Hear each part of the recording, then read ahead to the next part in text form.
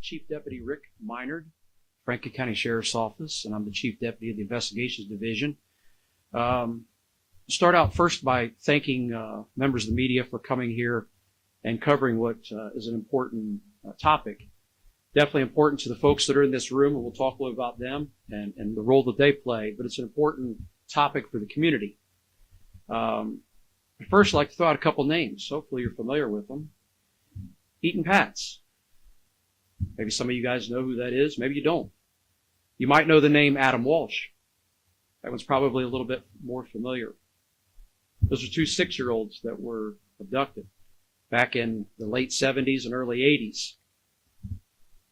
And in 1983, tomorrow, the 41st anniversary, President Reagan established the Missing Children Day.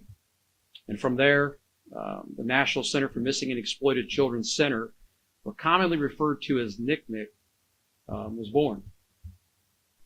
And so NCMEC is a significant partner to our office and the ICAC task force.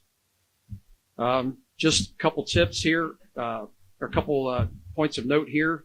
Our detective bureau, who investigates missing children cases, receives about 150, on average, missing persons reports each year. And so over the last 3 years, that's about a 26% increase from what we had seen in the past. Our ICAC task force receives somewhere in the neighborhood, and it fluctuates, of more than 500 tips, nearly 1,000 tips per year over the last several years. That's a 300% increase in what they had seen 5 years ago. So that brings us to why we're here today. We're here today to bring awareness, to make children's safety a priority in Central Ohio. That's why we're here. That's for parents, guardians, caregivers, and anybody who interacts with children in the community. It's also a day to celebrate the good work of the men and women who are in this room, who are doing the work every day to keep your kids safe. Our ICAC task force in particular is made up of 25 members. Those TFOs, or task force officers, come from the Franklin County Sheriff's Office, the Cuyahoga County Prosecutor's Office, the Columbus Division of Police, Homeland Security Investigations, or HSI, Westerville, Grove City, Grandview, Gahanna, The Ohio State University, and the Upper Arlington Police Departments. Those are the members that make up the task force. And here in a few minutes, I'll have the task force commander, Sergeant Mike Weiner, come up here and highlight some of the work that they've been doing lately. Now, this is an exciting time of the year. It's summertime, sun shines out. As you guys walked in here, it's a beautiful day today. It's Friday, going into a long weekend here with Memorial Day, but it makes it a great time to bring the awareness in terms of protecting children. As we go into the summer, obviously vacations and pools are open. Malls and amusement parks. Maybe your kids play sports, soccer, baseball, softball, or what have you. Tournaments are exciting times for parents and families as well, and kids also. But it's also a time for us to prioritize the safety of our children. Take a moment and think about, what are we doing? Are we doing enough to protect our kids? I guess I'd ask you, where's yours today? What are they doing? You know, my children are grown, but I do have a 2-year-old grandson. I worry about him every day when my daughter and son-in-law go out. I worry about is he okay? Are they keeping an eye on him? And I know that they are. They're fantastic parents. But this is a reminder about protecting our kids. Parents and relatives and guardians should have a safety plan. Social media use, I won't belabor that a lot, but that's the primary form of communication for young people. Gaming and apps and so forth. Knowing who, why, how they're communicating with, in terms of the people that they're communicating with in the community. Talking to your kids about no secrets, no rides, not to talk to strangers and so forth. Those are important things. And now is a good time of the year to do that. Consider the environment and the vulnerabilities or the dangers of the areas that you're going to be in or your kids are going to be in as well. And lastly, notify police if you see any suspicious behavior, changes in behavior with your kids. That goes for the way they're communicating, apps, things like that. They're being secretive or whatever. It may be nothing, but that's what we're here for. Make sure you contact police. I'll leave you with this. We've all heard the adage, it takes a village to raise kids. And I even looked at it myself. What's the origin of that? And it's very debatable on where it started and who first said it and all that kind of stuff. I also found out that, that lots of politicians like to use it in their speeches. And that's not why I'm using it today. It does truly take a village to raise kids. Myself, along with Sergeant Weiner and the folks that are in this room, we're parents, grandparents as well, but we're also cops who come to work every day and work to our very best ability to keep your kids safe. And we do that through collaboration. It's key. A collective effort from all of us. And then a community education, this is what this is about today. And then support as well. And so with that, I'm going to ask Sergeant Weiner to come up here, kind of highlight some of the work that the ICAC task force has been doing. And then afterwards, we'll open it up to any comments or questions that you might have. So thank you.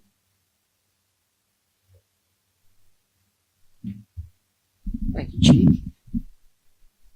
Good morning. I'm Sergeant Michael Weiner with the Franklin County Sheriff's Office, and I am the commander of the Franklin County ICAC Task Force, which is an affiliate of Ohio ICAC.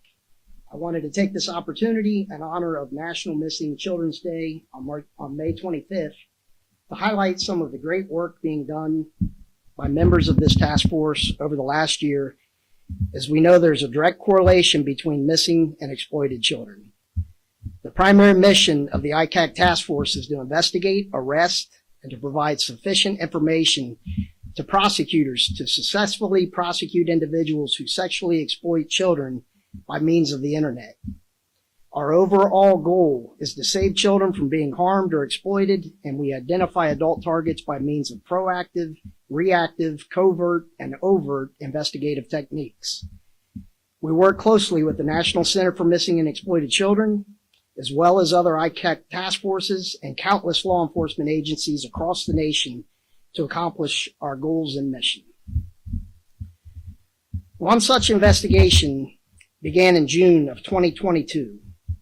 Through the course of this investigation, an adult male suspect was found to be communicating with a 14-year-old boy, initially through the popular app Discord, but later through direct text messaging and encouraging the boy to create child sexual abuse material to be then sent to the adult offender. Detective Joe Smith, acting in an undercover capacity, took over the minor boy's social media account and cellular phone and began communicating with the suspect, later identified as 38-year-old Raymond Lamont Williams. This led to an in-person meeting where Mr. Williams expressed his clear intent to engage in sexual activity with the minor. Mr. Williams was subsequently arrested upon his arrival at the agreed-upon location by Detective Smith and members of the task force. Search warrants were executed, multiple electronic devices were seized. After forensic analysis of those devices and further investigation, 2 additional minor victims were identified with video evidence of being sexually abused by Mr. Williams. The actions by Detective Smith in this case literally saved 3 minors from active sexual abuse from this online predator. Ultimately, in June of 2023, Raymond Williams pled guilty in federal court to 2 counts of sexual exploitation of a minor and 1 count of coercion and enticement of a minor, where he was sentenced to 45 years in prison. Detective Smith would later be recognized as a Hero Award winner, a prestigious national recognition presented from NCMEC in Washington, D.C. for this case. The next case I'd like to highlight started as multiple cyber tips were reported from the National Center for Missing and Exploited Children, all of which were linked together through a common residential IP address, as well as the same subscriber information.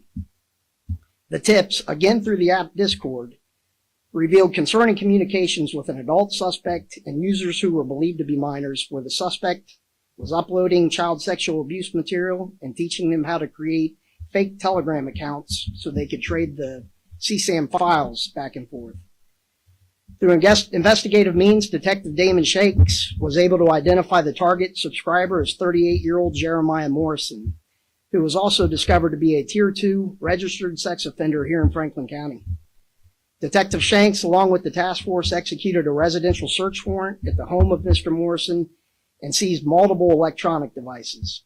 After forensic analysis of those devices, Investigators were shocked and horrified to find some of the most egregious and heinous child sexual abuse material they have encountered, to include images and videos of infant rape, child death and torture, as well as child and animal mutilation.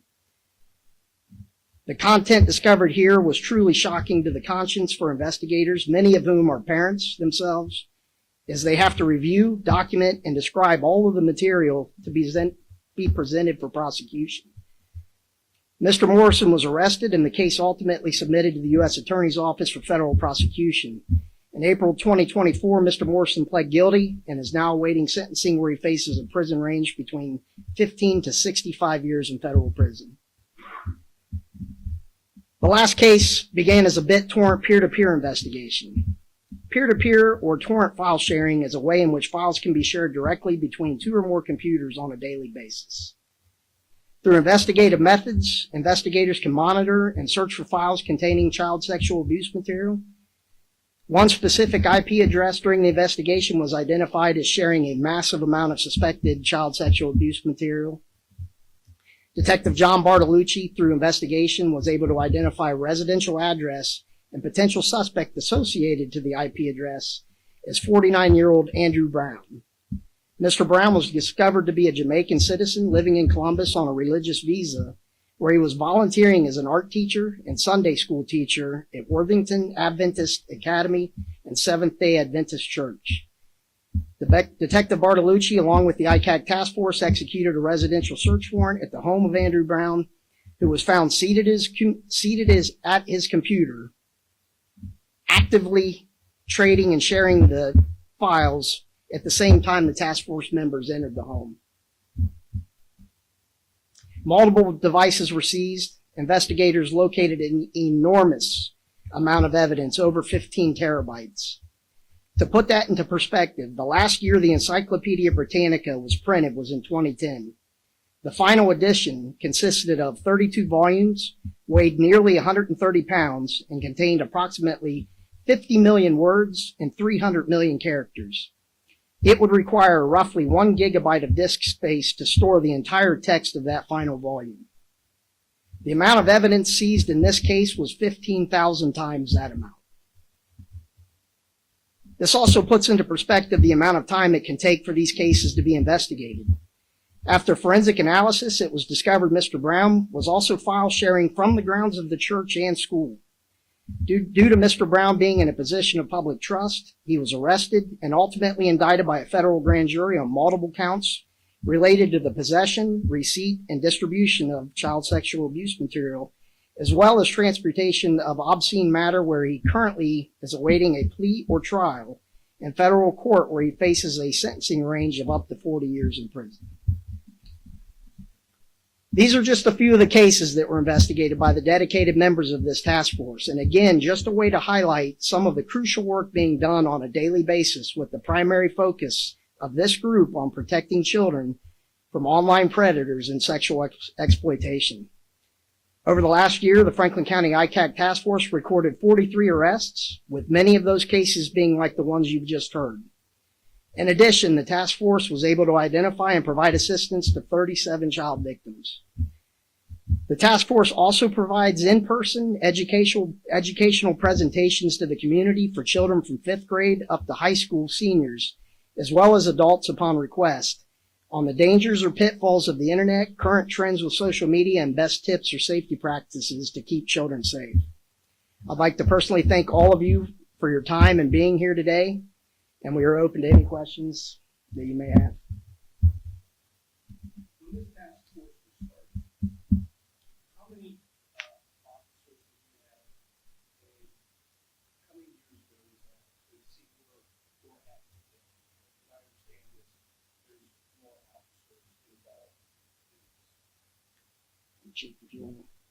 So the task force was started in 2009. Personally, I don't know how many members were on the task force at that point. I don't know if, the task force started out, quite honestly, just some folks within our office. Started the task force, and then relationships from other agencies. And so it's a difficult decision for chiefs of police to dedicate personnel to a task force. It means they're letting go of one of their officers to go work out of another office. So it took a while to get off the ground. More agencies came to the table. One of the very first agencies that was part of it, founding agency, was the Columbus Division of Police, along with the Sheriff's Office. And we have one of the founding members, who are still on the task force from the day it was initiated, who is still actively working cases and doing this kind of work that you just heard about. And so as task force members come and go, the task force has grown. And so as you see, we have a number of agencies from federal, state, and local coming together for a common goal, and that is to keep kids safe in our communities. But hopefully that answers your question. And with that, are there more predators now than years ago, or they're now just getting on the computers and sharing and kind of? I would say as the internet evolves, online applications, social media platforms evolve, it unfortunately has opened the door for predators to engage with children through that method. Maybe 10 or 15 years ago, that wasn't necessarily the case. There were other ways that predators would try and engage with children, but with the internet, pretty much every home in the nation is going to have computers and cell phones. It has opened up, an avenue for children to be exploited. So a lot of our focus as a task force is to, again, put the information out there so parents are aware, certain social media sites to maybe monitor or not let kids on altogether. But that's basically our focus is, the education. And then when we find predators, to aggressively go after them and remove them from society if possible. Yeah, I started this thing off talking about a couple kids here that were snatched from from malls and so forth. And so back then, you're talking about 6-year-olds who didn't have cell phones.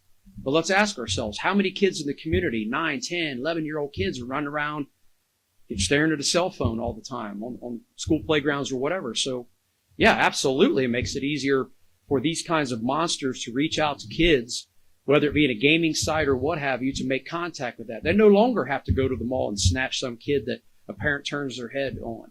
Now they can make it, pretty easy in terms of creating these bios and profiles on these social media sites and reach out to these kids. And the kids have no idea. They think they're talking to another 13-year-old. Come to find out, it's one of these knuckleheads. So absolutely makes it easy. And it makes our job more and more difficult as the apps continue to grow and the social media continues to advance. Of the 37 children you identified, are those all local, or there have been instances because of the internet that you've ended up maybe helping kids in other states because of the realm of these crimes? Yeah, so it is a mix of both. A lot of the cases that we work, again, are through the National Center for Missing and Exploited Children. A lot of the times when we start the investigation, we may identify additional victims that weren't initially reported to us, and those victims could be anywhere across the country. What we do is work closely with the National Center for Missing and Exploited Children when we identify a victim, and then provide assistance in any way we can for them. Any others? Yeah. How do you suggest the community get involved with the ICAC? So we get our cases, again, from the National Center for Missing and Exploited Children, but we also get them from our patrol units that are out taking reports in the community. They're referred to us from other police departments across the country. The biggest tip I can give to parents is just be involved. Know what your kids are doing online. There's nothing wrong with the kids being online. You just have to kind of monitor the activity there, because unfortunately there's people out there with bad intentions. Tip line or anything from Nick? Yes. So the National Center for Missing and Exploited Children has a tip line. Parents can access that online. If they look it up, there's also a phone number. I don't have it in front of me, but you can report an incident through the tip line or through the phone number. And those will get sorted out, and they will come to the appropriate law enforcement agency to be investigated. And a simple solution, just call your local police department. That's all they got to do. Call whatever their local police department is, report suspicious activity, anything that they think might be out of sorts or whatever, report that to us. Let us figure out what that might be connected to. That may be, the parent might think it's not a big deal, but that little piece may be the missing link in terms of a much bigger case that leads to one of these kinds of arrests. So report it to the local police department. I'm not sure if these are numbers or estimates that you guys have, but when you talk about the amount of content these criminals have, is there an estimate on how many kids maybe locally or nationwide are exploited each year? I don't know that you can measure that, quite frankly, because these exploitation cases, and these guys run into live victims, so that people may be locally, they may be in another jurisdiction. Some of this material is manufactured in other countries, and then it's downloaded into the U.S. But nonetheless, these are kids that are being victimized, obviously, but then re-victimized every time somebody shares that file. Every time somebody views that file, that child's being re-victimized. And so how do you measure that? I don't know that you can. You see the numbers are going up. I mentioned that our numbers in terms of the tips are up 300% over the last 5 years. And that's why we're here today, is to bring awareness. This is all hands on deck. And what a great day to remind people as we go into the summer. Tomorrow's, the 41st anniversary of National Missing Children Day. So it's a great time to be aware, have a plan. What are we doing as parents? Are we doing enough, in terms of protecting our kids? And so that's what we're doing today. It's trying to bring awareness and then highlight what kind of people are out there. Like people think, this stuff isn't in my neighborhood. Yeah, it is. Yeah, it is. That's some pretty egregious stuff that we just heard there in terms of those cases. So it is in your neighborhood. So, we're asking people to get involved. Any others? No? Thank you all for. Yeah, again, thanks for coming and covering this. You guys are a vehicle to get this information out, and there's none better than you making use of the media. So thank you for what you do.